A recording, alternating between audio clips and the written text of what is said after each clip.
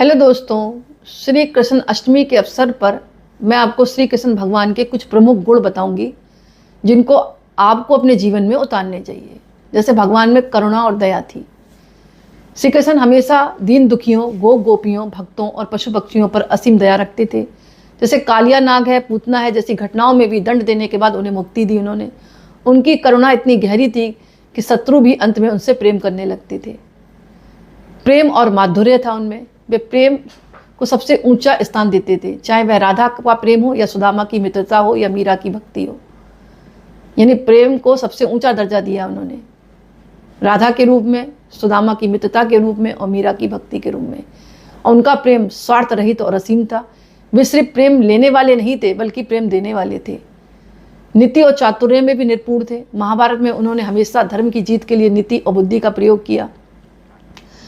रणनीति के मास्टर थे। शिशुपाल वध से लेकर अर्जुन को युद्ध के लिए तैयार करना, सबसे उनकी चतुराई दिखती थी सब में।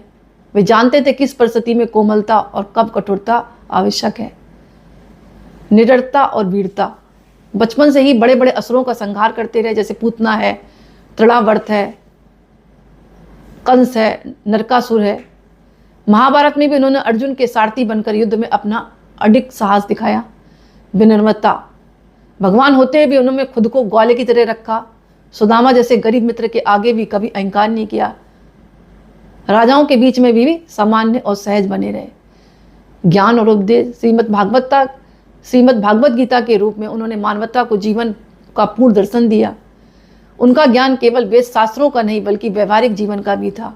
वे कर्मयोगी, भक्ति और ज्ञान तीनों का उन्होंने ज्ञान बताया। सौंदर्य और आकर्षण।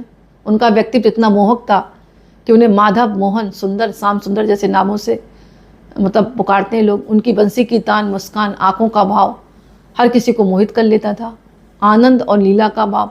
वे हर परिस्थिति में आनंदित रहते थे। गोपियों के साथ रास हो, माखन चोरी हो या मित्रों का संग हो, हमेशा खुश रहते थे वो। त्याग की भावना भी थी उनमें।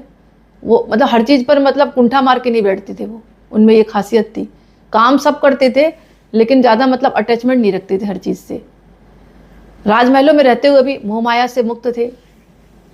महाभारत में उन्होंने सत्ता या सिंहासन का लोभ कभी नहीं किया। समर्पण और संरक्षण।